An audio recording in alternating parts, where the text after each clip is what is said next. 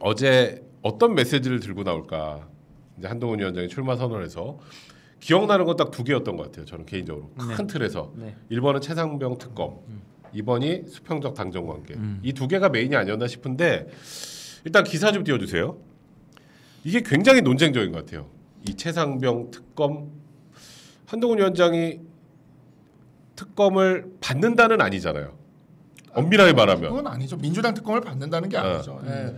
오늘도 이야기가 있었지만 민주당 특검에 대해서는 민주당이 추천하는 그러한 그러니까 심판과 선수를 겸하는 그런 특검에 대해서는 만약에 입법이 시도가 되면 대통령이 거부권을 행사해야 되고 당대표가 된다고 해도 그 그렇지. 부분에 있어서 제2 요구를 해오면 그 제2 요구에 대해서 거부하겠다. 이끌겠다라고 얘기하는 거예요. 그러니까 민주당 특검에 대해서는 절대 반대하는 입장인 겁니다. 근데 왜냐하면 민주당 특검의 취지 뭐 이런 것들을 반대하는 게 아니라 그러니까 이게 특검이 필요하다는 어떤 그런 취지나 국민들의 문제 그런 걸 반대하는 게 아니라 아니 어떻게 그 심판과 선수를 겸하냐 이건 거죠. 예, 그러니까 정치판에서 어찌 보면 플레이어들인데 민주당은 하나의 플레이어고 국민의힘도 플레이어인데 이 플레이어들이 들어가면 이렇게 공평하게 들어가던가 그게 아니면은 이렇게 겸해서 해서는 안 되고 아예 여기를 빼고 아예 제3자가 심판을 보는 게 맞죠. 예를 들어서 월드컵 같은 거에도 오늘 아까 월드컵 4강 얘기가 있었지만 월드컵을 해도 심판을 고를 때는 대륙을 피하는 원칙이 있어요. 아 그렇죠. 네. 그래서 아시아와 유럽 팀이 붙으면 아프리카에서 심판하고 이런 게 있어. 대륙 피하는 원칙이 있다.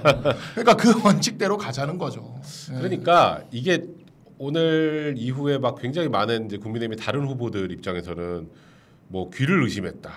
뭐 특검을 받는다는 게 말이 되냐. 뭐 이런 식으로 비판을 하던데, 근데 사실 관용이 보기에도 이게 소위 말해서 특검을 받는다 개념이 아니라 뭔가 이쪽에서 하나를 던져서 민주당한테 공을 넘긴다 이런 개념으로 봐야 되는 거 아닌가? 저도 좀 그렇게 느꼈는데 저는 이제 두 가지 차원에서 그걸 봤어요. 첫 번째는 저희가 계속해서 좀 이제 지적하고 우려했던 부분이 저렇게 민주당이 어떤 내세운 아젠다에 저희가 질질 끌려다니는 우리 정부와 약간 그런 느낌이긴 하거든. 네, 그래서 결국은 그래서 그럼 22대 국회 들어와서 우리 108석으로 뭐 어쩔 건데 이탈표 8표 나오면은 그냥 넘어가는 거 끝까지 질질 끌려다니다가 대통령 거부권 행사하고 국회에서 막지도 못하고 결국은 끌려다니다 지는 모습으로 될 수도 있어요. 그래서 전략적으로 우리가 먼저 선제적으로 이 부분을 끌고 가자라는 차원에서 사실 이 얘기를 한동훈 비대위원장께서 제일 먼저 한 건 아니지만 이게 당권 주자로서 딱 용기 있게 들고 나오니까 확 이게 이제 주목을 받게 된 거죠. 사실 저기 계속 민주당이 180석을 갖고 있는데 계속 장애로 나왔잖아요. 광화문으로. 그렇지. 이게 결국에는 이게 광화문 집회를 크게 만들어 가지고 그 다음에 그걸 가지고 이제 이렇게 정부를 어떻게 한번 해보겠다는 게 이 생각이 들어가 있는 거거든요. 근데 그러려면 그 부분에 있어서 국민들이 광화문으로 나오게끔 생각이 들지 않게, 그러니까 민주당의 특검은 과연 공정한가라는 생각이 국민들 머리 어디 한 구석에 탁 생기게 그 뭔가를 던져줄 수 있어야 돼요. 그래야 이거를 계속 뭐 어차피 전 법사위원장도 날아간 상황에서 그러면 계속 본회의로 계속 올라가서 계속 통과해요. 그때마다 거부해가지고 계속 하겠다? 이건 사실상 불가능한 일이거든요. 그래서 이거는 보니까 특검법을 받았다라고 표현하는 건 옳지 않은 것 같아요. 그렇지. 그러니까 그걸 자꾸 받았다라고 사람들이 인식하게 만들려는 것 같아서 다른 후보들은 오히려 우리 국민의힘이 국민적인 의혹들을 선제적으로 먼저 해결하는 모습을 보이자 여당으로서 이렇게 이제 전략적인 선택을 한 것으로 저는 판단했고. 두 번째는 조금 더 이제 정치학적인 시각에서 봤을 때 어제 전체를 쭉 그 연설을 보면서 관통하는 단어는 저는 반응이었다고 생각해요. 반응이란 말을 많이 써요. 국민께 반응한다 할 때 이게 사실은 민주주의를 연구하는 학자들한테 이 반응이라는 게 되게 중요한 개념이에요. 그러니까 책임, 대표, 반응이 민주주의를 돌아가게 하는 세 가지 원리라고 합니다. 대표 반응. 그러니까 반응이라는 거 쉽게 얘기하면 국민들이 여론이나 요구 이런 것들을 정책으로 환원하는 걸 이야기하는데 한동훈 비대위원장은 이렇게 진단하시는 것 같아요. 우리 당이 지금까지 패배하고 계속해서 질일별렬한 모습을 보였던 것은 국민에게 반응하지 못해서다. 맞아요. 우리는 앞으로 국민께 반응하는 정당으로 나가야 한다. 그러기 위해서 이런 최상병 특검법에 대한 전향적인 태도도 필요하고 다른 이런 개혁들도 필요하다. 그러니까 저는 그런 차원에서 이제 이해를 해보면 다 이해를 할 수 있는 이야기다. 왜냐하면 이 얘기를 하면서 다른 사람들의 얘기가 다 틀렸다 이렇게 얘기하진 않았어요. 법리적으로는 맞을 수 있다. 그러나 우리가 이걸 해야 하는 이유는 결국은 국민들의 눈높이에 맞추기 위한 거다. 맞아요. 국민들께 반응하기 위한 거다. 이런 차원에서 이해하면 저는 잘 이해가 된다. 나는 이런 생각이 들더라고. 어제 사실 그걸 보면서 일단 첫 번째 한동훈 위원장이 그럼 심판은 대법원장이 뽑는 것 같은 완전히 이제 제3의 심판 기관에서 심판할 수 있게 객관성이 담보되는 것으로 제안을 하면 10중 8구 민주당이 안 받을 것 같거든. 내 생각에 그 민주당 그래요. 한 위원장 얘기가 맞네. 이럴 사람들이 아니잖아 거기가. 그렇겠죠. 안 받잖아. 안 받으면 그때 민주당이 한 위원장 국민의힘에서 발의하는 이런 내용에 대해서 무시하고 독주를 하면 그러면 사실 국민의힘 의원들도 대통령 거부권 행사하면 그거를 민주당 쪽 손을 못 들어줘요. 그러니까 거부권 행사를 더 실효적으로 하기 위한 방법 중에 하나. 그러니까 명분을 던지고 이쪽에서 거부권을 한 상황에서 사실 일사불란하게 거부권 또 행사할 상황을 해야 되는 거니까 맞아. 그걸 가능하게 만드는 게 가장 주요한 이유가 아니었나 개인적으로 그런 생각이 좀 많이 들었고 그래서 이거는 사실 한동훈 위원장이 다른 후보들한테 그러면 다른 방법을 좀 알려주세요. 이거 말고 다른 방법. 대안이 그래 이건 받으면 안 돼. 절대 최상병 특검은 절대 안 돼. 그럼 되면 어떡하려고요. 하면 아무도 대답을 못 하잖아. 결국 나는 개인적으로 그런 정도 그런 식으로 그러니까 이 논리 구조를 그렇게 가져갔구나라는 개인적인 생각이 좀 들었어요. 그러니까 곽관영 위원장이 저랑 천목회 활동도 같이 하지만 곽관영 위원장은 절대 친한이 아니거든요. 여기 자꾸 욕해 그래 사람들이 친한 아니라고. 그런데도 이 문제에 있어서만큼은 정말 생각이 같잖아요. 그리고 어제 사실 저는 이제 이 얘기를 한 후보라고 해야 되지. 한 후보라고 합시다. 이제 한 후보죠. 이제 한 후보님이죠. 한 후보님. 한 후보에게 제가 이 얘기를 언제 들었냐면 제가 그러니까 이게 일요일에 했으니까 이틀 전이니까 금요일에 들었어요. 금요일에 저한테 이제 묻더라고 이에 대해서. 금요일에 듣는데 진짜 한 대 맞는 느낌이었어. 왜냐하면 곽관영 위원장도 알겠지만 사실 우리 변호사들 입장에서도 보면은 알지만 이게 박근혜 대통령 탄핵이 어떻게 됐는지 알잖아요. 그러니까 특검부터 해가지고 공소에 박근혜 이렇게 해가지고 그걸로 이제 공소에 박근혜 공소장에 들어갔으니까 너는 이제 불법을 저지른 게 분명하다 이러면서 이제 탄핵 소추 밀어붙이고 이렇게 해서 갔잖아. 그러니까 이렇게 해서 가니까 결국에는 그걸로 인해서 우리가 되게 힘들었거든요. 그래서 이 특검법은 민주당이 얘기하는 특검법은 받으면 안 되는 특검법이거든요. 근데 민주당이 얘기하는 특검법은 받으면 안 되는데 계속 안 받겠다고 버티다가는 받게 생긴 거예요. 그러니까 지금 딱 그런 상황이에요. 그러니까 안 받겠다고 버티다가는 받게 생긴 거지. 그래서 이게 지금 우리 당에 있는 모든 정치인들이 다 느끼는 딜레마와 약간 저기였거든요. 쟤네들이 분명 최상병과 그 유가족을 위한 게 아니라 자신들의 정치적 목적을 위해서 들어오는데 그거를 우리는 제대로 방어는 못하면서 명분은 최상병과 유가족을 위한 거라는 그 것들이 있는 그 포장지에 우리가 완전히 말리는 상황이거든요. 근데 그거를 이제 제3자 특검으로 이렇게 받아치겠다라고 얘기하는데 그냥 속이 딱 뚫리는 느낌인 거예요. 그래서 그때 이제 뭐 토요일 날 제가 MBC 방송에 나가요. MBC 라디오에 나가서 거기서 이제 그 제3자가 추천하는 특검을 하시는 게 이제는 필요할 것 같다라는 얘기를 거기서 약간 청기 누설하듯이 제가 얘기하는 것처럼 살짝 청기 누설하듯이 얘기를 했더니 그랬더니 이제 그때 이제 김철근 개혁신당의 김철근이 나와서 이제 제 옆에 있었거든요. 그래가지고 이제 약간 눈치를 채고 그러면 그게 이제 한 위원장 뭐 저기 하는 거냐라고 이렇게 나한테 묻길래 제가 그때 이제 얘기를 한 게 기대하셔도 된다 내가 그랬거든. 그날 기대하셔도 된다. 말리지 않았구나. 나 기대하셔도 된다 그랬어요. 그리고 나서 터지고 재섭이한테 전화가 온 거야. 재섭이한테 형 재섭 알다시피 우리 천목회는 친한이 아니에요. 이승환도 그렇고 이재용도 그렇고 곽관용도 그렇고 재섭이도 그렇고 다 달라. 다 다른데 근데 곽관용 위원장도 오늘 그랬지만 재섭이도 저한테 딱 전화가 온 거예요. 그래가지고 동훈이 형이 내가 하고 싶은 얘기를 다 해. 완벽하게. 정말 이거는 정말 너무 멋있다. 저 얘기에 사실은 동의 안 하기가 왜냐면 그동안 저희가 들었던 대안 중에 가장 뾰족했다라고 느끼고요. 조금 더 공학적인 측면에서 보면요. 나중에 표결을 간다. 예를 들어서 22대 국회 때 쟤네들은 준비를 하고 있고 이미 저희가 어떤 방식으로든 대응을 해야 하는데요. 이거를 쟤네들이 만약에 던졌는데 거부권을 행사했어요. 거부권을 행사할 때 저희가 제의 요구를 받아서 의회내에서 표결을 해야 되는데 국민의힘 내부에서도 아마 의견이 일치가 안 될 거예요. 그래서 자꾸만 8표가 이탈표가 나오니 안 나오니 이걸 가지고 얘기를 하는데 만약에 우리가 이니셔티브를 쥐고 우리가 찬성은 아니다. 이걸 가지고 또 저희가 숙성하는 과정이 있을 거잖아요. 그렇지. 원내에서 예를 들어서 이거를 당론화하기도 쉽고 이렇게 해서 의견이 한번 모아지면 이게 민주당이 받든 안 받든 그렇지. 대통령께서 거부권을 행사하든 안 하든 이거에 대해서 일사불란하게 대응을 할 만한 그런 계기가 생기는 거기도 해요. 우리 당내 의견을 정리할 수 있는 기회이기 그렇지. 때문에 어떤 분들은 이제 그렇게도 말씀하세요. 굳이 이야기를 저거를 안 할 걸 해서 벌집 쑤실 필요 있냐? 지나가는데 막 근데 결코 그렇지 않습니다. 여러분 현재 진행형이고 어떤 방식으로든 우리 당에서 이거를 대응하고자 한다면 저는 꾸준히 조금 더 적극적인 대안이 필요하다고 이야기해 왔고 그래서 이 얘기가 좀 반가웠던 거예요. 그러니까 민주당 특검법은 뚜렷한 정치적 목적이 있는 특검법이에요. 그렇기 때문에 우리가 모른 척한다고 모른 척이 안 돼. 왜냐하면 걔네는 지금 뚜렷한 정치적 목적이 있다. 그게 뭐냐면 정답이다. 이재명이 감옥에 가기 전에 대선을 해야 돼. 그렇지. 조기 대선. 이재명이 감옥에 가기 전에 대선을 해야 되는데 그러기 위해서 이걸 어떻게 포기하냐고 그냥 맞아요. 무조건 달릴 수밖에 없는 거예요. 그냥 고지. 앞으로 그냥 무조건 고인 상황인데 이거를 우리가 모른 척한다고 할 수 있는 게 아니고 그리고 지금 댓글 중에 그 유승민 포지션이다 뭐 이렇게 얘기하는데 박근혜 탄핵 때 유승민 포지션이다 이렇게 배신의 얘기하는데 정치. 박근혜 탄핵 때 유승민이 다음 대통령을 하려고 하지는 않았어요. 한동훈은 다음 대통령을 하려고 해.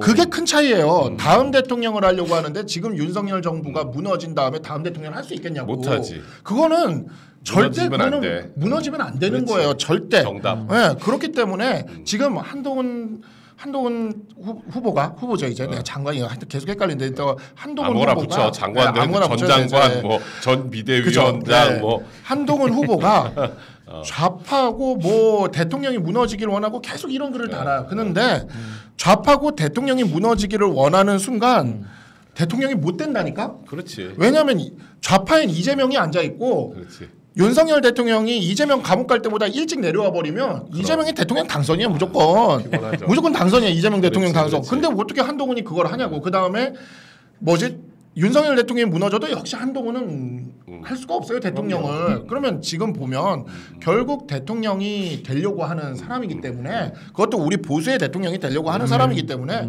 윤석열 정부를 포기할 수가 없습니다. 그렇지. 무조건 지켜야 돼 무조건. 우리 당 전당대회에 나오는 후보 중에 윤석열 대통령께서 잘못되길 바라는 분은 한 분도 안 계시겠죠. 그렇지. 그러니까 실질적으로 개인적으로 뭐 두 분 사이에 앙금이 남아 있을지라도 공적인 영역과 사적인 영역 분명히 다른 거고. 그렇죠. 또 대통령 입장에서 예를 들어서 진짜 한동훈 현재 미워. 맞습니다. 그렇다고 못 할 거야. 당대표 됐는데. 그렇죠. 그 싸워? 지금 지지율도 안 높은 대통령이? 그것도 아니잖아. 그게 어찌 보면 건강한 긴장관계를 줄 수도 있고 용산과 그다음에 당에. 그리고 진짜 그 말했던 그 좀 최상병 특검법 같은 경우는 나는 굉장히 묘수라고 생각해요. 말했던 것처럼 내가 항상 얘기했던 게 뭐냐면 법리적으로나 모든 걸 보면 공수처 수사 보고 미진하게 하는 게 맞지. 그게 맞아 원칙이야. 그걸 누가 몰라요. 맞아요. 법조인들이 다 알잖아. 근데 자꾸 그 얘기를 하면 아유 저 새끼들 뭐 숨기는 거 있네. 그러니까 국민들은 그런 복잡한 프로세스를 원하는 게 아니야. 그러니까 우리 받는데 공수처 수사 결과를 상황시 받는데 근데 심판은 좀 정확하게 그래도 객관적이 될 거 아니니 이 정도로 치고 나가는 게 맞죠. 그래서 자꾸 공수처와 검찰의 수사를 할 때까지 기다리자. 그럼 너네 그동안 증거인멸을 하는 거 아니니? 맞아요. 국민들은 그렇게 생각해요. 그러니까 국민들의 감정과 법조인의 감정을 약간은 분리해야 돼 이런 이슈는. 그러니까 이 이슈에 대해서 역설적으로 가장 정치력이 짧은 한동훈 전 비대위원장이 다른 노회한 정치인들보다 훨씬 더 정치인처럼 답하고 있다라는 느낌이 들어요. 확실히 그러니까 국민들이 어떻게 느끼는가 어떻게 보는가가 중요한 것이지 법리적으로 우리 당의 주장이 옳고 그러고 이건 우리끼리 이야기할 뿐이다. 그 얘기를 하신 것 같아요. 홍준표 시장이 그 얘기를 했잖아요. 뭐 폐세자다 이런 이야기를 했잖아요. 근데 있잖아요. 우리나라가 육공화국 이후로 우리나라의 대통령이 된 사람들이 세자 책봉이 돼서 대통령 된 사람 단 한 명도 없습니다. 하다못해 노태우조차도 6.29 선언하고 대통령 됐지. 그렇지. 그러니까 전두환은 세자 책봉으로 된 거 아니에요. 그때 오히려 전두환은 장충체육관에서 간선제로 해가지고 그 호원해가지고 헌법 5공화국 헌법 지켜가지고 그래가 오죽하면 6월 항쟁에 9.5 정부가 호원 철폐 독재 타도였잖아요. 그러니까 호원해가지고 하려고 했는데 그거를 호원 깨트리고 헌법 바꿔가지고 여야 합의로 통과시켜서 대통령 된 게 노태우 대통령이니까 그러니까 이게 뭐냐면 단 한 명도 세자 방식으로 대통령이 된 사람이 없어요. 육공화국은 진짜 재밌는 나라예요. 이 나라는. 맞아요. 그래서 내가 오늘 박상수 변호사가 약간 뭐랄까 하실 말씀이 많으실 거는 생각을 했는데 제가 계속 이제 듣는 게 전당대회 아니고 이제 대선 경선 같은 거야 지금 맞아. 근데 약간 제가 조금 첨언을 하자면 박상수 변호사님이 그런 거에 대해서는 조금 말씀을 사석에서 좀 조심하셨던 게 있어요. 그러니까 개인적으로 좀 이제 잘 아시고 하는 걸 아는데도 불구하고 그러면 다음 대통령 선거 어떻게 할 거야 주제로 나갈 거야 했을 때 저희가 왜 당원 당규의 당권 대권 분리조항 관련해서도 이야기가 있고 그래서 그걸 또 이제 아픈 폐부를 찌르겠다고 질문도 해놓으시고 그랬잖아요. 그만둘 거냐 했는데 근데 그거를 진짜 아무렇지도 않게 그러니까 되게 뭔가 이거는 위험하다 하는 질문들을 너무 아무렇지도 않게 얘기하셔서 오늘 태연이가 되게 질문 되게 많이 찌르더라고. 나경원 대표가 만약에 나경원 대표님이 만약에 그 상황이 됐는데 나갈 수밖에 없는 상황이면 제가 먼저 나가라고 겁니다. 이렇게 얘기하는 거 보면서 나도 그거에서 진짜 그냥 편리하다 그냥 편안하게 넘어가는 건 했는데 그 답변 나오니까 이제 박상수 변호사 편해진 것 같아.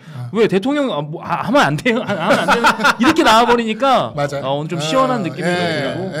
이제 그냥 뭐 근데 어차피 다 나온 주자들이 대선 주자들이잖아요. 그러니까 이게 되게 재밌는 게 원희룡의 등장으로 나경원의 스텝이 다 꼬인 게 나경원은 한동훈 위원장을 원외라고 공격하고 싶었을 거야. 근데 원외라고 공격하면 원희룡도 같이 맞아. 원희룡도 원외니까. 그리고 또 당권 대권 분리로 한동훈을 공격하고 싶었을 거야. 그러면 또 원희룡도 같이 맞아.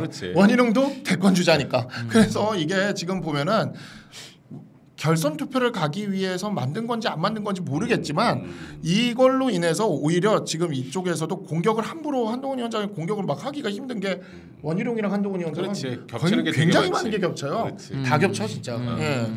그러니까 나도 어제 오늘 이렇게 쭉 나오고 오늘 아침에 태연이 하는 라디오에서 한동훈 위원장 발언하는 거 보고 준비가 많이 됐구나라는 생각 일단 했고 그러니까 일단 정책적이나 뭐 이런 거 다 떠나서 방송 준비도 많이 됐구나 일단 개인적인 생각이 들었어요. 사실 아무리 머리에 뭐가 많아도 방송에서 메시지가 별로로 나오면 망해요. 맞아요. 이게 우리나라 어쩔 수 없어요. 그래서 근데 그것도 굉장히 준비를 잘했다는 생각이 좀 들었어요. 자 이영애님 안녕하세요. 박상수 변호사님 반가워요. 곽관영님 백 변호사님도 안녕하세요. 위두훈이가 오늘 좀 바빠요. 아침 김태현 정치쇼부터 실시간 동접 13,005회 곽관영님 근데요 오늘 도태우 장해찬 복당이라뇨. 책임당원 하나요? 이건 아니죠. 그리고 한 위원장님이 제안한 특검 발의 적극 지지요. 저도 백서 3권 샀어요. 어떻게 3권을 사시죠?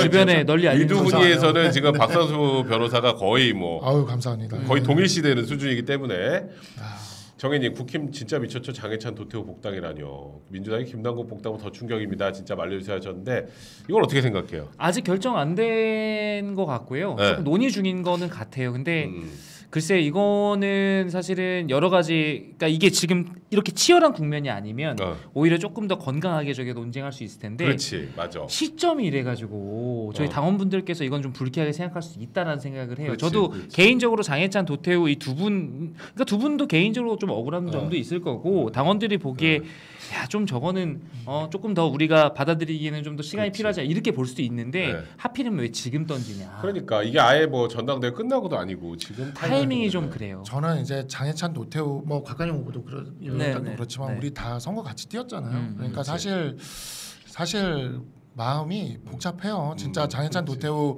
공천 취소될 때 그 마음이 참 많이 복잡했어 진짜. 그러니까 무조건 뭐라고 할 수도 없는데 저도 진짜 마음이 복잡했는데 똑같이 제가 지금 동의가 되는 게 장해찬과 도태우가 공교롭게도 한 위원장에 대해서 공격의 날을 딱 세우고 SNS에서 딱 했거든요. 딱 세우고 그 다음에 복당 얘기가 딱 나오잖아요. 그러니까 나는 그게 좀 이게 소위 말하는 이게 누구의 작품인지 모르겠으나 친윤이라는 소위 말하는 그 곳의 작품이라면 체리 따봉 때부터 시작해서 너무 노골적인 어떤 느낌이 있어. 이게 제가 그러니까 노골적이야. 제가 선관위원으로 원래 조금 노골적이에요 좀 보면. 선관위원으로서 약간 제가 조금 이거 좀 그런데라고 하는 부분이 하나 있어요. 이거 좀 조심스러워서 얘기하는데 여기서 말씀드릴게요. 민주당에는 이 민주당 전대에는 없는 룰입니다. 저희 전대 룰 중에 뭐가 있냐면. 비당원은 선거운동을 할 수 없다라고. 비당원은 선거운동할 수 없다. 이게 의미하는 이게 민주당에는 없어요. 우리는 비당원이 선거운동을 하면 안 돼요. 당원만 선거운동을 할 수 있어요. 당원 중에서 중립의무를 가지고 있는 예를 들어 저처럼 선관위원이나 우리 박성수 변호사처럼 이제 원외위원장이나 국회의원이나 이런 분들은 뭐 개인적으로 어떤 호불호를 나타내기로 할 수 있지만 선거운동을 하면 안 돼요. 마찬가지로 비당원도 할 수 없는데 그게 딱 떠오르더라고요. 저는 저걸 보고. 들어오면 선거운동 할 수 있으니까 약간 반한으로 할 가능성이 많으니까. 이게 그러니까 아니 그거를 SNS에 올리고 바로 띄웠다고요. 차라리 저 이야기를 하고 그 다음에 SNS에 올리거나 아니면 복당이 순서가? 된 다음에 올리거나 그래도 되는데 뭔가 항상 보면 이게 그래서 근데 이게 놀라운 게 뭐냐면 저는 그걸 생각을 못했는데 우리 당원들이 먼저 얘기를 해준다. 우리 당원들이 먼저 그걸 분석을 해서 얘기를 해줘. 그러니까 우리 당원들이 더 이런 것들에 대해서 굉장히 이렇게 문제의식을 많이 갖고 있다니까. 그게 조금 이제 갖고 있고 좀 이렇게 뭘 해도 좋은데 아니 뭐 해도 좋은데 눈에 띄게 안 했으면 좋겠어요. 그러니까 나는 눈에 띄게 하면 당이 너무 희화화돼요. 맞아요. 나도 개인적으로도 저도 예찬이랑도 굉장히 친해요. 굉장히 친하고 막 그런데 이제 문제는 이게 뭔가 그러니까 대통령실이라고 너무 거창하게 말하기 좀 뭐하긴 하지만 그래도 이 전당대 자꾸 개입하려고 하는 것 같은 느낌이 들어서 되게 불편해. 그러니까 그게 아니면 대통령실 억울하겠지만 자꾸 그런 느낌이 들잖아 말하는 것처럼. 그래서 저는 오히려 예를 들어서 만약 한 위원장 이거는 뭐 누구든 될 수 있지만 한 위원장 만약에 당대표 돼서 오히려 품어서 이렇게 차라리 그러면 되게 좋은 그림인데 되게 좋은 그림이죠. 그게 아니라 지금 들어와서 갑자기 반환으로 활동을 하는 거는 그렇게 썩 좋아 보이는 느낌이 아니어서 저건 좀 아쉬운 것 같아요. 장해찬에 대해서 개인적으로 저는 잘 몰라요. 모르는데 나는 밖에 있을 때 장해찬을 봤잖아요. 장해찬이 되게 그 뭐 구자룡 변호사와 이렇게 해가지고 제가 이 입당하기 전에 제가 이렇게 이런 프로들 저도 즐겨보고 그랬으니까 보면 되게 속 시원하게 시원시원하게 말 잘했지. 잘했던 그게 기억에 나요. 나는 그래서 저는 그냥 그 민주당의 180석과 함께 싸웠던 이 사람들 제가 얼마 전에도 박은식 의원이랑도 통화하면서도 그 얘기를 했는데 정말 그렇게 같이 싸우고 같이 이기기 위해 노력했던 그때가 참 그립다. 그렇지. 지금 이 상황이 맞아. 되게 속이 좀 상하는 게 있어요, 사실. 근데 이렇게 당원들이 이렇게 막 이런 거 아니야라고 얘기하게끔 만드는 이런 상황이 계속 벌어지는 게 좀 싫네요. 그러니까 이런 것 같아요. 그러니까 그 국민의힘 당원들이 사실 한동훈 위원장에 대해서 굉장히 많은 지지를 하고 그러면서 오히려 더 감시하시는 것 같아요. 그게 예전과 좀 달라. 예전에 그 이 총선 전에 대표될 누군가 김기현 대표 되고 막 할 때 과정을 보면 뭐 이렇게 해서 저기 되나 보지 뭐 약간 이런 느낌이었는데 지금은 굉장히 막 감시하고 무언가 지금 소위 말해 한동훈 위원장에도 불리한 쪽으로 자꾸 억지로 만들려고 하는 그런 움직임에 대해서는 굉장히 단호하게 비판을 많이 하시는 게 아닌가라는 생각이 좀 들어요. 계속 그 얘기합니다. 순돌이님도 같은 얘기고요. 아따마 야마도네님 윤통 존경합니다. 한동훈 좋아합니다. 악용원 전투리서 짱입니다. 원희룡 진정성 있는 의원이라 이분도 좋아합니다. 윤상현 인천에서 우선 쉽지 않아서 이분도 좋아합니다. 난 우리 편 다 좋아요. 우리가 남이가 저 좋은 말입니다. 맞습니다. 아주 좋은 말이고요. 자, 또 박미진님 감사합니다. 하나님 왜 국힘은 해보지도 않았으면서 순진한 발상이라고 하는지. 그러니까 아까 그 특검 얘기예요. 특검 얘기예요. 무능력하고 국민들을 무기력하게 만든지 모르겠어요. 힘을 냈으면 좋겠습니다 하셨고요. 뭉크님 한동훈 미래를 말한다. 제르가데스님 아니 용산 본인이 지난달 기자회견에서 제2부속 설치 특별감찰관 임명 적절히 검토하겠다고 말했잖아요. 한 위원장이 당대표가 되면 추진하겠다고 했더니 용산에서 누군가가 국민과 대통령 사이를 멀게 한다는 말 같지도 않은 소리를 하네요. 근데 저거는 대통령실에서 한다고 했던 거 맞는데. 저 맞아요. 했어요. 근데 저것도 불편해한다는 건 좀 약간 코믹하긴 하죠. 전 맞아요. 제르가데스님 또 도태우 장해찬 복당 얘기는 또 하시는 것 같고요. 넘어갈게요. 하문수님 어제 한동훈 후보가 던진 역제한 특검법 신의 한 수였습니다라고 하셨고요. 밑에 볼게요. 강세영님 한동훈님 다시 보니 힘이 나네요. 4월 총선지 혹시 몰라서 국민의힘 당원 가입했고 당비도 내고 있는데 당대표 투표권 있을까요? 저 있어요? 총선 직후에 당원 되셨다는데? 총선 직후면은 있을 수도 있어요. 있을 수도 있어요. 이쁜이님 아버지라니 좋아서 입에 귀에 걸리고 웃고 좋아하고 주위 아처구들 한마디씩 보태어 거들더니 여론 안 좋으니 제명에 화를 냈다고. 국민이 H.O.T로 보이냐? 재밌습니다. 저 아버지 얘기. 나무님 책임당원으로 복당 결사 반대. 또 순돌이님 한동훈이 당대표가 되면 복당 안 될 것 같더니 여러 방법으로 친윤에서 판을 뒤집으려고 하는 것 같습니다 하셨고요. 하문수님 누군지 정말 몰라요. 며칠 전 이철규 의원이 먼저 띄웠잖아요. 포익스 라지 위도우님, 한동훈님이 정확하게 설명해서 저도 쉽게 알아듣겠는데 딴소리하는 사람은 안 듣는 거죠?라고 하셨습니다. 자 기사 띄워주세요. 아까 얘기 잠깐 하셨지만 김재섭 위원도 이 부분과 관련해서는 한동훈 위원장의 발언을 완전 전격적으로 찬성했어요. 참 일관성 있는. 일관성 있어요. 이거는 원래 하던 거야. 갑자기 김재섭은 찬성한다 했어요. 원래 한동훈 위원장 쪽으로 편을 돌린 게 아니라 원래 이 이슈에 대해서는 확실하게 여기 와서도 얘기했지만 저 김재섭 의원이 친한이라서 그런 게 아니고 그러니까 기본적으로 제가 말씀드렸듯이 일단 한동훈 위원장이 어제 그 얘기는 당내에서 이렇게 저희 구성원들 중에서 반가워하는 분들이 있어요. 분명히 있어요.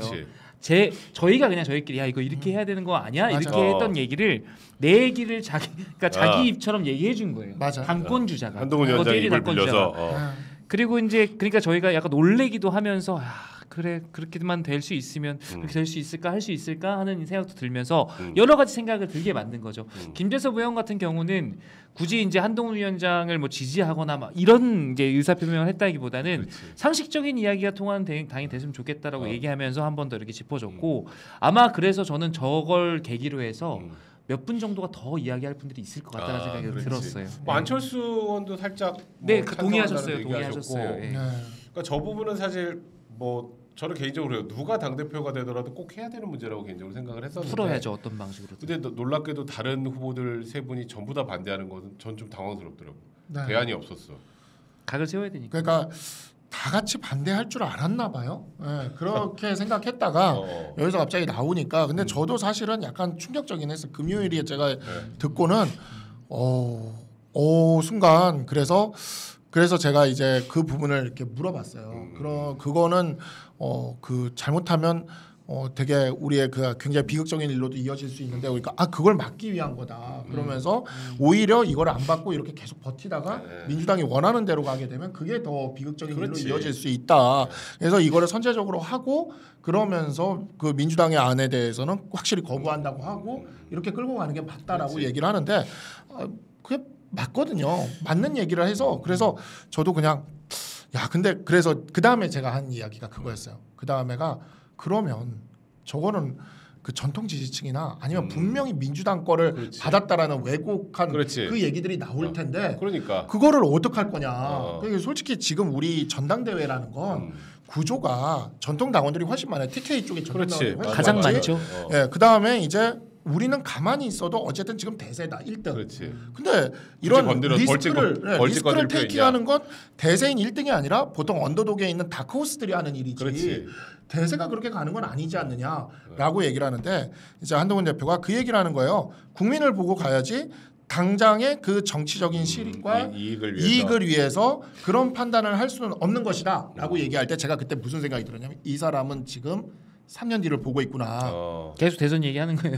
지금 3년 뒤를 보고 있구나. 3년 뒤로 가고 있구나 지금. 대선으로 지금 이제. 근데 3년 뒤를 보고 있다면 윤석열 대통령도 안심해야 되는 게 3년 뒤를 보고 있는 사람이 윤석열 대통령을 무너뜨리길 원할 리가 없습니다. 3년 뒤를 보고 있지 않은 사람이라면 그러니까 예를 들어 감정적으로 저거 그냥 엎어버려야지 막 이런 거. 엎어버려야지라든가 아니면 자신의 어떤 이익 때문에 어떻게 민주당이랑 뒤에서 야합할 수 있다라던가 이런 사람이라면 지금 이거를 던질 수가 없는 거예요. 그래서 내가 그랬죠. 그러면 나는 좋다라고 얘기를 하면서 동의한다라고 얘기하면서 그러면 내가 앞으로 나갈 수 있는 방송이든 어디든 가서 최대한 이 부분을 설득하겠다.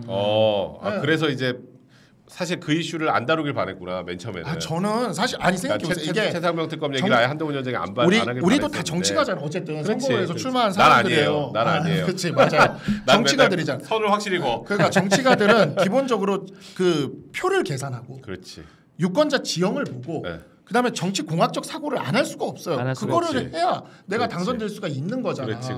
근데 그걸 넘어서는 생각을 하는데 근데 생각해보면 그게 맞거든. 그리고 그게 맞아요. 대통령까지 가려면 그 정도 리스크는 가야 돼. 오늘 너무 대선으로 가는데 저도 좀 약간 비슷한 의견이긴 한데 근데 이제 저는 그렇게 생각했어요. 어차피 민감한 질문들이 있습니다. 그 최상병 특검에 관련된 것도 그렇고 어떻게든 대답해야 돼. 그렇죠. 김건희 여사 특검에도 관련돼서 그렇고 이제 나아가서 본인 이제 특검에 관련해서 저는 발휘될 일이 없다고 생각하지만 약간 그런 것들에 대해서 민감한 질문들에 대해서 어차피 대답을 할 거면 시원하게 그리고 초반에 해버리는 게 사실은 우리가 대통령에게 바라던 모습도 그런 게 아닐까라는 생각을 했어요. 맞아요. 아유 되게 아픈 얘기를 우리가 그냥 하는 거지. 내가 총선 때 제일 듣고 싶었던 얘기들이야 사실 대통령한테. 문재인 정권에 저희가 화가 났던 건 기본적으로 정권이 할 얘기를 못 하고 자기들이 불리한 얘기는 다 피하고 뭉개고 그래서 사실은 윤석열 대통령께서 당선되셨거든요. 우리가 대통령에게 국민에게 바라던 모습이 그런 게 아닐까? 정면 돌파하는 모습. 그래서 나는 오히려 역설적으로 한동훈 위원장 신드롬 같은 것들이 생긴 게 아닌가 개인적으로 생각을 해요. 근데 제가 조금 아쉬웠던 거는요. 그 최상병 특검에 대해서 아까 대장님께서 이제 그 나머지 이제 후보분들 당권 주자들께서는 다 반대했다라고 말씀하셨잖아요. 근데 반대할 수 있어요. 의견이 다를 수 있는데 한동훈 전 비대위원장 그 워딩에 대해서 이 반대하는 논리가 조금 아쉬웠어요. 없어 별로. 나이바다예요. 맞아. 나이바다. 나이바다. 그러니까 이게 밀리면 난 해봐서 아는데 옛날에 뭐 다 해봐서 아는데 이게 경험 없어서 그래. 좀 나이바한 생각이야. 낭만주의적으로 이렇게 좋게 될 것 같지 안 돼. 밀리면 죽어. 이제 그건데. 근데 이제 그 국면에서 이건 좀 아쉽다 저런 생각이 들면서 오늘 이제 김태현 정치쇼 나와서 한동훈 비대위원장이 얘기하는데 왜 예전에 장관 하실 때 있잖아요. 대정부 질의 같은 거 하면 정청래 같은 애들이 왜 대답을 하고 질문을 하냐고. 맞아. 한동훈 비대위원장 버릇이 있어요. 사실은 이게 더 나이브한 거 아니에요? 이렇게 되묻기 있어요. 물어봤는데 되물어. 이게 장관 때는 되게 그것 때문에 궁지에 몰릴 때가 좀 있었거든요. 맞아. 근데 이게 정치인으로서 나와가지고 누구랑 이야기하면서 되물으니까 이게 무서운 거예요. 그렇죠. 좋은 스킬이다. 라는 생각이 들었습니다. 장관이랑은 좀 다르니까 좀 달라요. 지금 나갔던 분들 다 돌아왔어요. 채널에 끝나서 지금 벌써 다 돌아왔어요. 그러네. 올 분들 지금 계속 오고 있어요. 그러니까 그 연설문 관련돼서도 연설문은 이제 토요일에 보여주신 거야. 토요일에. 토요일 하루 전날. 네, 저 하루 전날 봤어요. 하루 전날 봤어. 제 첫 반응이 뭐였냐면 13장이었거든요. 그때. 너무 길다. 너무 길다. 반으로 줄이셔야 된다. 그랬는데 다음 날 합정본이 왔어. 더 늘었지. 직접 쓰시잖아요. 그러니까. 내가 분명히 너무 길다 반으로 줄이셔야 된다 말씀드렸는데 15장이 왔어. 그러니까 더 길었을 거야. 그래서 2장이 더 늘었어. 하고 싶은 말이 너무 많으셨고. 그래가지고 근데 그래서 왜 이렇게 길게 하냐라고 하니까 그 얘기를 하더라고요. 처음에 자신한테 마이크와 카메라가 제일 많이 집중될 거다. 그렇지. 가장 많이 집중될 거다. 이때 내가 할 이야기들을 다 해야겠다. 나눠서 할 필요가 없다. 그냥 다 하고 그 다음에 이에 대해서 그냥 그리고 나눠서 하게 되면 반응 이렇게 막 이렇게 저렇게 해서 그에 대해서 고쳤다 이런 얘기가 나올 텐데 그게 아니라 그냥 내가 하고 싶은 얘기를 다 정면으로 다 들이받아서 하겠다라고 얘기를 하더라고요. 기본적으로 언론에 대한 감각이 있어요. 그 왜 보면 정치인들 중에 그게 되게 타고나는 거라 그러더라고요. 그건 진짜 타고나는 거야. 하려 그래도 안 되는데 본인이 무슨 얘기를 어떤 타이밍에 해야 기자들이 써주는지 그걸 아는 분들, 뭐 김종인 같은 분들, 민주당 이해찬 같은 양반들, 악마의 재능 같은 게 있는데 이 한동훈 비대위원장 사실은 이 검사 시절에 뭐 언론이랑 해봐야 정치인들만큼 많이 하지 않았을 거 아니에요. 근데 이제 비대위원장 하시면서 이렇게 보면 그런 거에 대한 감각이 있고 여기서 이제 길다 어쩌다 얘기하지만 어쨌든간에 계속 이게 확대 재생산되면.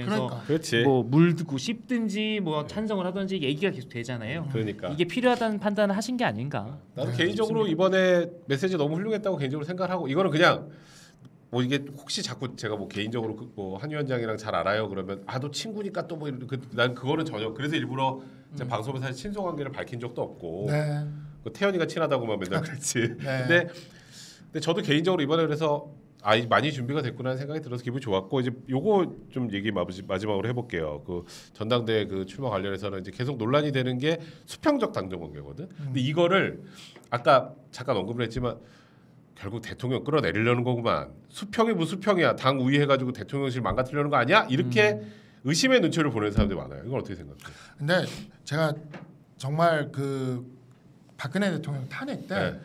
그때 제가 여기 한진그룹의 지주사 변호사로 있으면서 소공동에서 근무를 했어요. 그래서 여기 광화문 근처에서 근무를 했단 말이에요. 그때가 딱 그때 그렇게 근무를 하고 있을 때였는데 진짜 거기서 이렇게 제일 꼭대기층이기 때문에 이렇게 보이거든요. 진짜 하루하루가 늘어나는 걸 내가 봤어. 어마어마했죠. 이게 국민의 민심이라는 건 굉장히 무서워요. 그럼요. 하루하루가 늘어나는 걸 봤어요. 근데 지금 우리는 되게 이번 총선에서 경고를 한번 크게 받았어요. 그럼요. 그리고 그걸 알기 때문에 민주당은 지금 계속 솔직히 의석 이만큼 되는데 광화문을 왜 나가? 그렇지. 근데 나가는 거예요 지금. 그렇지. 왜냐하면 늘리려고. 근데 해봤거든 과거에. 우리나라 국민들이 어지간하면 안 나갑니다. 그렇지. 웬만하면 안 나가요. 그렇지.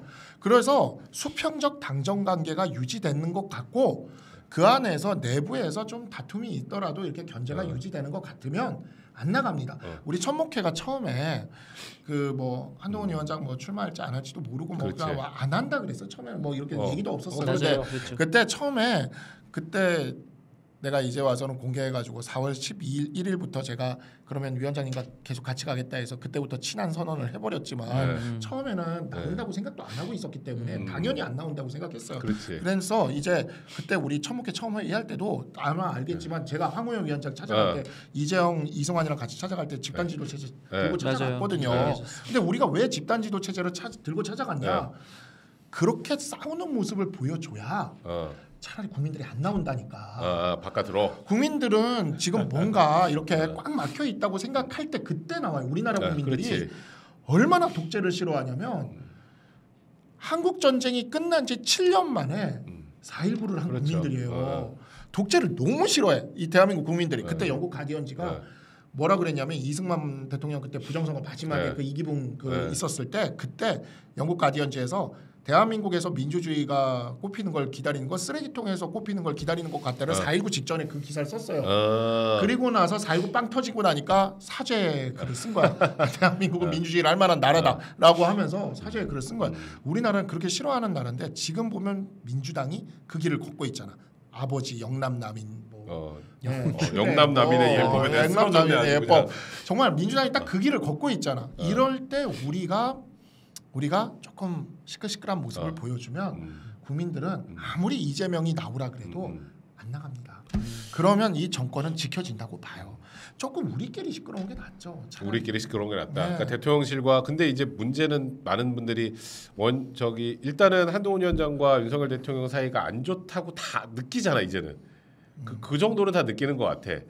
근데 거기서 이제 예를 들어서 원희룡 후보가 수평적 당정 관계를 들고 나오면 하는데 그렇죠. 한동훈 위원장 후보가 수평적 당정에 들어오니까 이제 한판 뜰려나 보다. 달리 해석되는 거죠. 그렇게 달리 해석되는 여지가 자꾸 생기는 것 같고 나는 그것 때문에 한 위원장이 대통령한테 먼저 전화 건 것 같거든.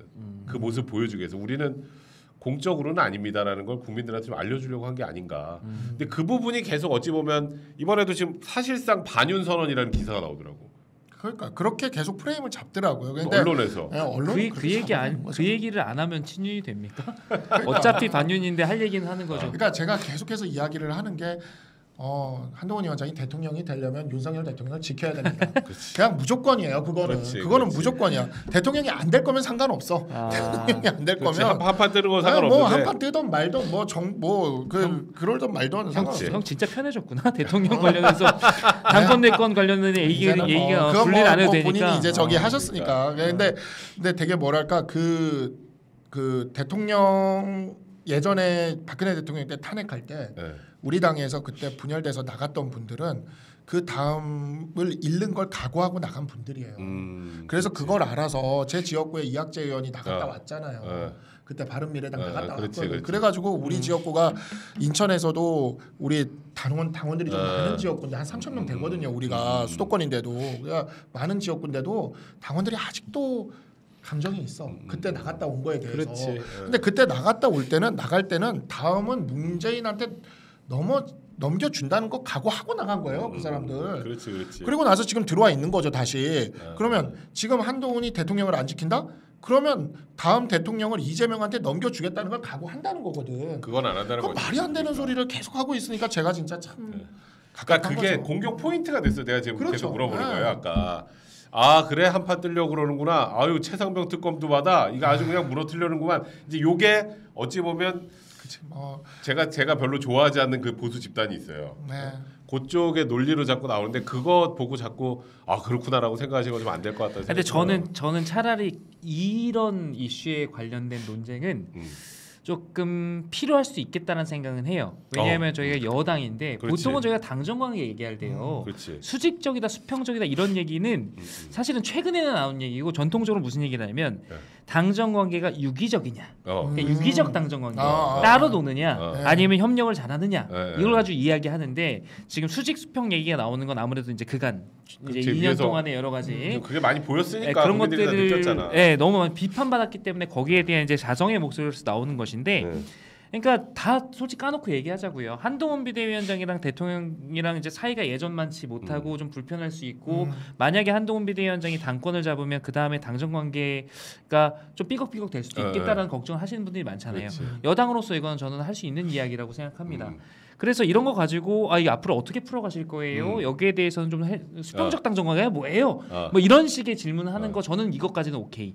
근데 좀 더 나간 분들이 있어요. 저는 그거는 좀 건강하지 않다고 생각합니다. 예를 들어서 진영 관련된 얘기하는 거.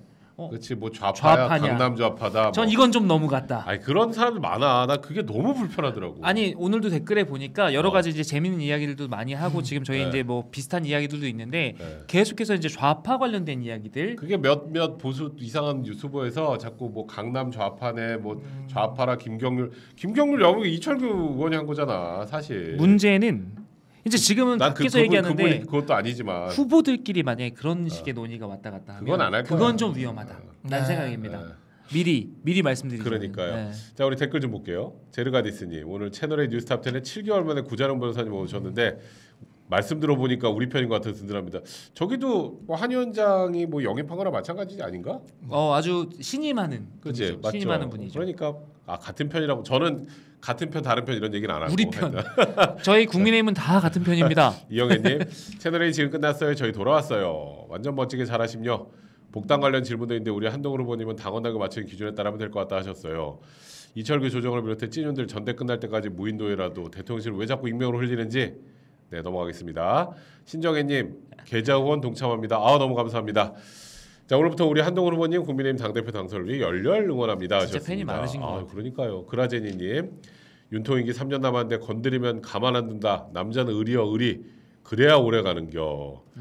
네, 뭐 여러 가지 훈이 조아라님 한 위원장님 제시한 국힘의 제3자 최상병 특검은 대다수 당원들이 답답하게 생각했던 부분 뚫어주는 기분입니다. 속이 시원합니다. 꼭 했으면 좋겠어요 하셨고요. 사필규정님 역특검 묘수 대통령을 지키는 길 이것보다 더 좋은 대안이 있으면 후보들 말해보시라.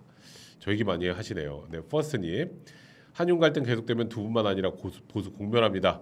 대통령도 정부나 소통 문제 있고 한 후보도 한쪽에서 우려하는 부분이 있어요. 경합에서는 치열하게 싸우되 결과에 승복하고 뭉쳐서 거대 야당의 횡포에 맞서야 합니다. 이거는 박사님 변호사님 얘기한 그 전형적인 그 대답이고요. 여름조아님 매너 없게 한동훈 앞뒤로 국회 소통관 잡기를 뭐 대단한 준비한다 했는데 한동훈 돋보이로 들러리 서주시려고 앞뒤로 잡으신 거죠? 한 위원장님 팬이십니다. 네, 넘어갈게요. 제르가디스님 오늘도 세 분 고생 많으십니다. 전 앞으로 한 위원장님 후원 때문에 총알 모으러 가야 됩니다. 당분간 슈퍼챗에서 어려울 것 같아요. 괜찮습니다. 네, 성문영님께서 희석영님께 말씀 좀 잘해주세요. 목요일 날 하는 우리 희석영. 그리고 저번 주 기아 LG하고 꿀잼이었어요. 네, 저도 너무 재밌었는데 뒷골 좀 잡았습니다. 그라제이님 총선을 그렇게 말아놓고 대선은 무신 기본부터 빌드업이야. 여기는 한 위원장님 좀 싫어하시는 분 같고. 비판적인 목소리네요. 한문수님 감사합니다. 제르가스님 성문영님이 나중에 기회가 되면 구 변호사님도 한번 모셔서 방송해 주세요. 저도 그러고 싶은데 오실지 모르겠어요. 네, 김미란님 감사합니다. 그라제이님 한동훈도 승부를 건겨 이게 다음이 없는 승부인겨 건곤일척의 해야전투인겨 하셨고요. 훈이조아라님 최상병 특검에 대해 다른 후보들이 잘못 생각하고 있다고 생각해요. 지금 TK도 60% 이상 최상병 특검 찬성입니다. 네, 요거 넘어갈게요. 다음엔 네 그라제이님 진성희 씨 영남남인 이황우 손들 경신왕국 위주 거의 패족 수준을 작살났지만 벼슬 구걸 안 했다. 영남남인 반하셨어요. 또 한현재 별로 안 좋아해요. 네 김나영님 TV조선 강스트라이팅에서 오늘 아침 하신 말씀 용산 참모들이 윤통 설득했는데 그 다음날 그 설득 다 사라졌다고 중간에 그 어느 분이 끼어있더라. 정말 실망스럽습니다 하셨습니다. 하여튼 참 이게 한동훈 위원장이 모든 이슈의 중심은 맞는 것 같아. 근데 제가 이 여론조사도 하나 알려드리려고 이제 저는 이제 그 전당대회 결과가 어떻게 될까에 대해서 잠깐 간단하게 얘기해 보려고 하는데 많은 분들이 싫어해요. 그 김어준 유튜브 저기 여론조사 꽃. 근데 생각보다 여기 많이 맞췄어 저번 총선에서. 그래서 짜증납니다. 그래서 보니까 이제 한동훈 이제 후보별로 해가지고 지금 양자 대결 이렇게 쭉 나왔는데 네. 전체적으로 보면 국힘 지지층에서는 그냥 압도적이야. 압도적이죠. 한 70% 나오죠. 한동훈 나경원 저기 후보 전화 면접에서는 전체로 보면 그러니까 전 국민 대상으로 하면 한동훈 28.8, 나경원 12.7, 지지 후보 없음 54.1. 더블 스코어. 네, 국힘 지지층에서는 한동훈 70.5, 나경원 11.3. 이거 볼 것도 없고. 그다음에 전화 면접 말고 ARS에서는 전체에서 한동훈 36.1, 나경원 14.3, 두 배 반. 국힘 지지층에서는 한동훈 73.4, 나경원 15.3. 이건 뭐 게임이 안 되고. 5배. 그다음에 한동훈 원희룡 전화 면접은 전체 한동훈 30, 원희룡 11.1, 3배. 국힘 지지층에서는 그래도 나경원 후보보다 원희룡 후보가 좀 높아요. 한동훈 67, 원희룡 19.8. ARS에서도 한동훈 원희룡 전체에서는 전국민 대상 한동훈 37.8, 원희룡 15.3, 없음이 42.9. 국힘 지지층에서는 70.2, 원희룡 21.8. 그러니까 이걸 보면 개인적으로 생각할 때 뭐 어제 최상병 특검 발언이 어떤 후폭풍을 나올지 봐야겠지만 나는 그건 시간이 지날수록 네. 오히려 한동훈 위원장에 더 힘이 실릴 이슈라고 개인적으로 생각을 하는데 네. 이러면 결선을 깔 가능성이 나는 개인적으로 없을 것 같은데 어떻게 생각해요? 이거는 그냥 뭐 예상이니까. 저는 아직은 모른다. 아직 모른다. 아직은 모른다라고 생각하는 게 선관위 의원이라. 네, 저희도 일정 선관위원도 선관위원인데 네. 선관위원회에서 잘 할 수 있는 건 이제 앞으로 일정을 제가 알고 있잖아요. 네, 그렇지. 그러니까 나름대로 여러 가지 것들을 준비하고 있는데 저희는 일단은 지금 조금 다행이라고 생각하는 건 후보들이 후보들이 일단 한동훈 비대위원장 마찬가지고 나머지 이제 우리 후보 네 분 당 대표 후보 네 분만 그렇지. 보면 이게 다 스타들이세요. 그래서 뭐 지금 거의 이제 뭐 1인 독재 체제로 가고 있는 어느 당과는 달리 저희는 기본적으로 이제 흥행이 있어서 거기는 어떡하냐 진짜 거기는 그 집은 좋은 선수들이 아버지가 될 텐데. 그러니까 거기는 뭐 그냥 아무도 관심 없어요. 누가 나와서 될지 뻔하니까. 근데 저희는 그렇지. 좋은 선수들이 이렇게 몸을 풀고 계시기 때문에 기본적으로 이제 흥행은 자신이 있다라는 측면인데 그렇다 보니까 이 좋은 자원들을 어떻게 우리 국민들께 당원 여러분께 선보이지 하는 고민을 저희가 해요. 그래서 그렇지. 그냥 재미없는 그동안처럼 똑같은 TV 토론 그다음에 똑같은 연설회 이런 게 아니라 조금 변주를 주려고 그러거든요. 국민들한테 지금 어떻게 경쟁하는지 그런 네. 모습들 보여주는 거를. 그래서 조금 더 후보들이 각자의 매력을 되게 잘 보여줄 수 있는 걸 만들려고 하는데 자, 그 과정에서 저는 기본적으로 이합집산이나 이런 부분들이 조금 더 용이해질 거라고 생각합니다. 지금 양자 대결 이제 보면 이게 각각 이렇게 한 것 때문에 그렇지. 좀 압도적인 차이가 나는 것처럼 보이지만 이게 어느 정도는 비등비등하기까지는 아니어도 수렴될 가능성이 좀 있어요. 한동훈 비대위원장에 대한 것들도 예를 들어서 질문이나 이런 것들에 대해서 물론 잘 답하시겠지만 거기에 대해서 조금 다른 의견이 가신 분들은 좀 이탈하거나 대안을 찾거나 하는 과정 속에서 앞으로 남은 한 달 동안 조금 수렴될 가능성은 있다. 그래서 지금 무조건 지금 이 정도의 격차를 보고 그러니까 어대한이라는 표현 자체가 얼마 전 뭐 이번 주는 별로 없대요. 일단 한동훈 위원장도 그 표현을 별로 좋아하시지는 않는 것 같아요. 뭐 의미 없다 이렇게 얘기하시는데 저는 기본적으로 좀 기류가 변할 가능성은 있다라는 지금 판단을 객관적으로 해봅니다. 저는 이제 조금 판단이 조금 다른 면이 진짜 더? 왜냐면 내가 제가 이번에 선거를 해보니까 선거는 공중전과 지상전인데 야 내가 아무리 지상전을 죽어라 해도 저 진짜 그런 어쩔 수 저 진짜 이학재 의원 지역구가 이학재 의원이 윤상현 의원과 함께 이 우리 당에서 인천에서 그 백병전에는 달인인 지역구 맞아요. 진짜 그러니까, 정말 백병전 내가 우리 특보단장님. 정말 충격적이었던 게 뭐였냐면 이렇게 다니다 보면 그러니까 이학재 의원의 어찌 보면 그 스텝들을 제가 물려받아서 선거를 했는데 다니다 보면 구두를 닦는 분도 고철을 줍는 분도 다 하죠.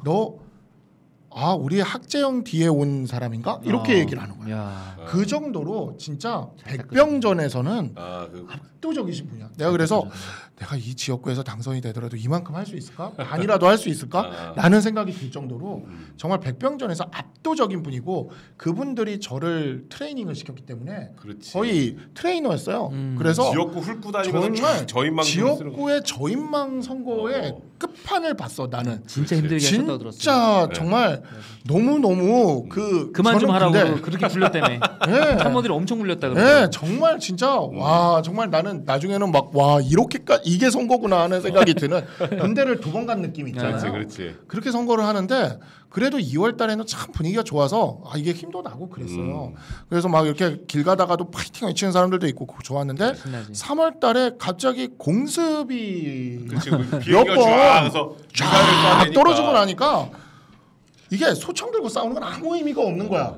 그냥. 그렇지. 네, 근데 어제 연설이 거의 그 정도 급의 공습이었어요. 이번 전당대회. 이거를 과연 뒤집을 만한 어떠한 그러니까 이제 다른 후보들 내가 이제 다른 후보들 저는 그냥 지지자 입장이고 원래 운동하면 안 되는 거니까 다른 후보들을 위한 말도 해야 되지 않습니까? 그렇죠. 다른 후보들을 생각한다면 다른 후보들이 전선을 바꾸는 새로운 프레임을 던져서 자기 쪽으로 전선을 가져와야 돼요. 지금 한 위원장은 자기 쪽으로 전선을 가져왔어요. 그건 동감. 예, 모든 전쟁은 전쟁터를 자기 전쟁터로 자기 문 앞으로 가져오는 순간 게임이 끝나거든요. 그렇지. 그 안에서는 이길 수가 없어요. 홈그라운드로 데리고 와버렸다고 지금. 그렇기 때문에 저쪽에서 지금 나머지 세 후보들은 뭔가 한 위원장과 차별을 하면서 한 위원장은 가지 못할 어떠한 자기 아젠다. 쪽으로 가져올 새로운 아젠다를 던지면서 공습을 해야지. 지금 일단 초기 공중전에서 완전 밀렸기 때문에 아무리 지상전으로 회복하려고 해도 사실 좀 한계가 있을 거라는 생각이 듭니다. 나는 그래서 개인적으로 어제 보고 난 사실 끝났다고 생각을 했거든. 이건 순수하게 나는 아무 상관 없어요. 마음대로 얘기해도. 그렇죠. 이 두 분은 혹시 좀 나는 아무 상관이 없어요. 저희 괜찮습니다. 제가 친해서 그런 것도 아니고 네. 저는 친해도 비판할 때 다 해요. 그리고 전 대부분 친하잖아요. 제가 여기서 비판하는 사람들도. 네. 근데 뭐 잘못하면 당연히 비판을 해야지. 근데 어제 저도 보고 보수는 끝났다. 이 사람이 끌고 갈 수밖에 없는 구조가 되겠구나 하는 생각을 했고 말했던 것처럼 다른 후보들이 프레임을 확 바꿀 수 있는 선거 기간 내에 바꾸지 못하면 그냥 한동훈 대 기타 등등으로 가는 거예요. 맞아. 딱 그렇게 돼버렸어 어제 그것 때문에. 그리고 그게 저는 또 다른 측면에서 어제 보면 어제 끝나고 언론 제가 어제 채널을 보다 좀 웃음이 났어요. 그러니까 저도 본방은 못 보고 어제 제가 운동이 있어가지고 이따가 좀 늦게 와서 한 위원장 한 거 일단 유튜브로는 이제 뭐라고 했는지 다 들었으니까 와서 채널A 뉴스탑 10을 다시 보기로 딱 보니까 시작부터 45분 동안 한 위원장 얘기야. 분명히 4명이 나왔는데. 근데 그거는 뭐 또 이걸 또 어떤 측에서 언론에서 한 위원장만 띄운다. 그게 아니라 언론은 이슈가 되면 가는 거예요. 맞아. 그게 좀 다른 개념이야. 근데 그 얘기를 하면 우리 한 띄우는 게 아니라 한을 하면 시청률이 나와. 시청률이 왜 나오겠어요? 관심이 많으니까 나오지. 맞아요. 그러니까 그래서 저는 개인적으로 어제 저도 그걸 보고 현실적으로 거의 끝났다. 사실 다른 후보들 이야기가 잘 기억이 나지 않습니다. 네. 그러니까 여기 다 자기도 그렇게 말하고 싶은데 지금 이게 중립적으로 어쩔 수 없어요. 전 진짜 다 봤어요. 무슨 내용으로 얘기하실지 뭐가 다른지 좀 보려고 봤는데 진짜 기억이 잘 안 날 정도로. 그러니까 제가 사실 이 선거를 이번에 많이 치러보진 않았지만 그렇지. 지상전에 진수를 겪어봤잖아요. 그리고 지상전이 공중전 앞에 엄청 무기력한 거를 제가 이걸 한번 겪어봤어요. 그래서 뛰어다니는데 위에서 우와 선거를 힘내세요. 그러니까 선거를 그만둘 게 아니라면 정치를 그만둘 게 아니라면 우리 공군을 재건하고 그다음에 내가 선거를 뛰러 가야지. 우리 공군이 이 상태인 상황에서는 지금 안 되겠는 거예요. 그렇죠. 근데 마침 또 다음 총선은 대선 바로 직후 1년도 안 돼서 치러집니다. 그렇죠. 그래서 갈 길은 하나밖에 없는 거야. 그걸 아마 천목회 처음 할 때부터도 제가 첫날부터 얘기했어요. 우리가 수도권에서 출마한 우리가 이 보수 정치계에서 살아남을 길은 하나밖에 없다. 3년 뒤 대선 승리. 그렇죠. 그래야 그 다음에 3년 뒤 대선 승리. 그 다음에 곽관용 위원장도 그렇고 저도 그렇고 4년 뒤에 열심히 또 해서 조금이라도 가능성이 있는 거예요. 그래서 마지막 한 번 더 배팅 이거밖에는 없는 거예요. 3년 뒤 대선 승리. 그러면 3년 뒤 대선 승리를 위해서 무엇을 해야 되냐? 우리 윤석열 대통령은 어쨌든 3년 동안 지켜야 돼. 무조건. 지키고. 무조건 지키고 그 다음에 뭘 해야 되냐? 3년 뒤에 이길 후보를 찾아서 그 이길 후보를 어떻게든 길러내야 된다. 그렇지. 제가 그래가지고 오죽하면 제가 우스갯소리로 그 얘기도 했잖아요. 뭐? 백종원 데려오자고. 제가 우스갯소리가 아니었어. 내가 진짜 내가 그 얘기도 했어. 내가 백종원 데려오자고. 진짜 정말 3년 뒤에 우리 무조건 이겨야 되고 내 정치 생명은 그 공군의 재건 외에는 내가 육상은 공군을 제공해야지. 육상전은 한 번 더 해도 돼. 내가 육박전 한 번 더 뛰어가서 뛸 거야. 근데 인천 서구에 솔직히 나 선거 끝나고 다 방송에서 불러주는 거지. 인천 서구에 아무도 안 왔어요. 누가 와? 아무도 안 오지. 그냥 내 혼자 거기서 명함 돌리면서 백병전 하는 거지. 아니야 지금은 좀 많이 달라졌어요 이상이. 이제는 요즘 많이 이제 좀 뛰었죠. 나도 이제 공군으로서 나도 힘을 좀 키워야겠다는 생각을 그때 했거든. 근데 저도 이 생각에는 좀 동의하는 부분이 뭐냐면 저희가 백병전이 있고 이제 공중전이 있다고 할 때 여기도 삼보일배하고 난리도 아니었어요. 지상전은. 저는 뭐 그냥 백병전이 그냥 땅을 파고 들어가는 수준이었기 때문에 다들 비슷했는데 저희가 이제 전당대에서 백병전 그러면 흔히 얘기하는 전통적인 조직 선거를 이야기합니다. 당협위원장들 만나고 당원들 모임하고 막 하면서 그 공중전이라고 얘기하는 건 우리가 흔히 이번에도 그 얘기 하더만요. 이준석식 선거 뭐 약간 매체와 미디어를 이용한 SNS를 이용한 이제 그런 것들을 이야기하는데 근데 그런 측면에서 봤을 때 백병전은 그렇다 치고 공중전의 측면에서도 사실 한동훈 비대위원장께서 물론 지금 엄청 앞서 나가고 있고 좋은 모습 보이고 있고 첫 번째 메시지에서 기선을 제압했다 오케이 여기까지는 맞지만 안심해서는 안 됩니다. 왜냐하면 다른 분들이 나경원 후보, 원희룡 후보, 윤상현 후보 공중전 옛날에 좀 하셨던 어마어마하게 했던 분들이에요. 그래서 그러니까 저는 뭐가 나올지 모른다라는 생각을 항상 하면서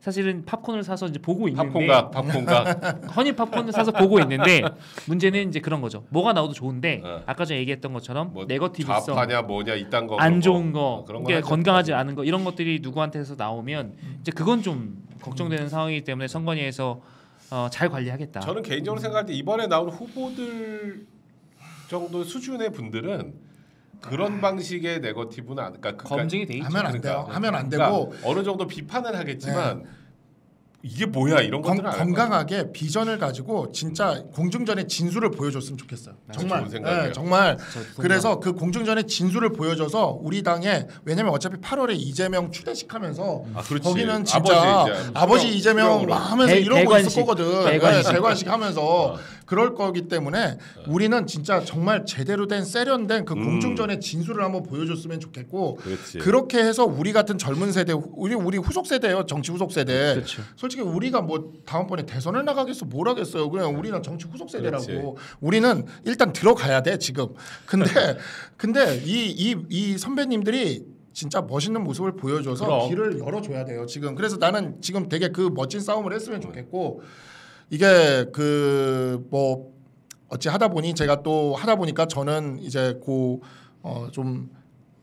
특별히 다른 분에게 더 지지하는 듯한 그렇게 더 지지하고 있죠. 원래 가까우시니까 영입인재여서 그러니까 이렇게 그렇게 됐지만 다른 후보들도 저는 굉장히 훌륭하시고 진짜 맞아요. 정말 그래서 진짜 한번 다들 이 제대로 한번 국민들의 관심을 한번 확 모을 수 있었으면 확 모았으면 좋겠어. 그러니까 저희가 3달 동안 박상수 변호사나 저나 좀 약간 기운이 좀 없었죠. 맞아. 끝나고 이제 정리도 수도 해야 되고 우리가 할 수 있을까? 천목대 가서도 막 한숨 푹 쉬고 막 그랬는데 요즘에 좀 그래도 보면서 약간 활기가 도는 것 같아요. 그때보다 훨씬 분위기 좋아요. 그럼요. 왜냐면 쟤네들이 하고 있는 걸 보다가 우리 걸 딱 보면 야 그래도 우리 선배들이 저렇게 나와서 막 경쟁도 하고 우리 선수들은 괜찮아 이게 있으니까. 그러니까 누구를 지지하고 뭐 이런 걸 떠나서 기본적으로 요즘에 우리 좀 생동감이 도는 것 같아서 좀 활기를 되찾고 있습니다. 그러니까 윤석열 대통령도 저는 그래요.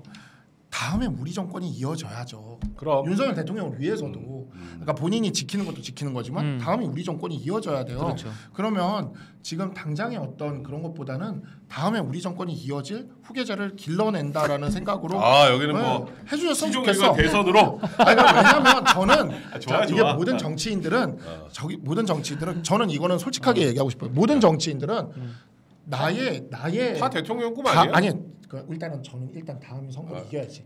나의 선거를 이기는 게 굉장히 중요해. 그렇잖아요. 맞아요. 중요하죠. 굉장히 중요해. 근데 나는 이번에 정말 이 책도 결국 그런 내용인데 2월달에 분위기가 엄청 좋다가 3월달에 쫙 떨어졌다고.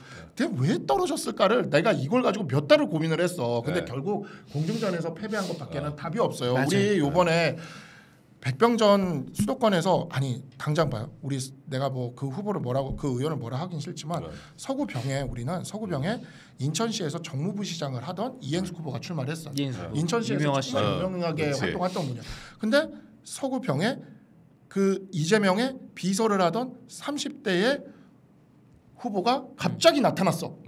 아무도 모르는 사람. 근데 거의 20% 가까이 이겨버리는 거야. 이게 뭐냐고요. 그러니까 이게 저는 그래서 이게 나는 이게 이거를 가지고 그렇게 얘기를 하는 사람들이 있어요. 뭐라고 하냐면 열심히 더 해야 된다. 물론 윤상현 의원처럼 열심히 하고 그렇게 하면 윤상현 의원처럼 성공한 케이스도 있죠. 근데 그게 아니라 그렇게 갑자기 몇 달 전에 갑자기 나타나 그분은 갑자기 나타나서 그 얘기는 총선 백서할 때 합시다. 첫 번째 아이템은 우리 요거 하다가 이제 여기서 날 셀 것 같아. 요거 해야지 오늘 우리 또 쌓인 게 너무 많아. 네, 쌓인 게 많아서 저희가 일단 댓글 좀 읽고 두 번째 아이템으로 넘어갈게요. 여름조아님. 국힘 당대표 원희룡으로 이미 정해졌나요? 서정욱 변호사 오늘 아침 라디오에서 2차에 원나 연합계획을 1차에 한동훈 안 끌어서 어려울 거라고 전재 변호사 오늘 유튜브에서 친윤이랑 원외 최대 조직 다 원희룡 붙어서 한동훈 힘들다는 식으로 말하는데 그거는 그냥 그 두 분 생각이고요. 저 두 분도 내가 다 친한데. 우리 정욱이 형은 저기 자기 유튜브에 중립이라 그랬는데. 자, 하문수님. 어제 소통관에 있었는데 원희룡님 지지자들이 한동훈 보고 좌파라고 얼마나 소리를 치는지. 거기 계셨구나. 제가 근거를 대고 말하라고 유튜브까지 동원해서라고 하셨고요. 그라제이님, 우리 백 변호사님 성진남 믿음도 커트 안 하고 읽어주셔서 감사합니다. 국가 여기 아까 한 위원장님 그 비판하는 댓글 다 당연하죠. 그럴 수 있죠. 모자가 녹색이면 새마을 생각나네요. 전공 제 건가 보다. 녹색이면 요즘에 이런 게 좀 유행이에요. 네. 루시조님, 7월 10일 책임당원 되는데 투표권 나올까요? 여긴 안 나오죠. 7월 10일이요? 되죠. 그래요? 저희가 선거인단 그 작성 전까지 돼야 되는데 그러시면 좀 어려울 수도 있을 것 같습니다. 네. JP님, 어제 당대표 선언문에서 치열하게 고민하는 적에는 한 위원장님의 감동했고 나머지 분들에게 실망했습니다. 어떻게 당대표 출마해서 유일한 보수당 유지를 위한 비전에 가야 아무런 고민 없이 나올 수 있는 거죠 하셨고요. 전희님, 투표권을 시작한 이후 후보자 연설을 듣고 감동 먹고 울어본 적이 없는 내용이었어요. 나중에 텍스트로 다시 읽어보면 다시 감동의 물결에 울었습니다. 네, 행복하자님, 오늘 세 분 토론 시원시원하게 좋습니다. 세 분 응원합니다 하셨고요. 포에스라지 위도우니님, 총선 이후 어제까지 가슴이 답답 화병에 걸리다 힘들었는데 어제부터 화병에 나왔습니다. 진짜 한 위원장이 나오면은 다들 화병 풀린다고 다 그러시더라고. 아리한드님, 전대흥행은 한비 덕분인 줄 아세요? 끝까지 등판 못하게 하고 한동훈의 나머지를 오르면 등장했으면 전대는 폭망. 저건 저도 동의. 문 H님, 어제 한 위원장님 28분 연설내가 좋았지만 제일 감동스러웠던 부분은 국힘 당원들 보수 지지자들이 국힘을 지지해 주는 게 당연한 게 아니고 정말 감사해야 할 일이라고 말해준 게 진심이라 느껴져서 옳은 분이라는 걸 다시 한번 깨달았어요. 저도 저 얘기 기억합니다.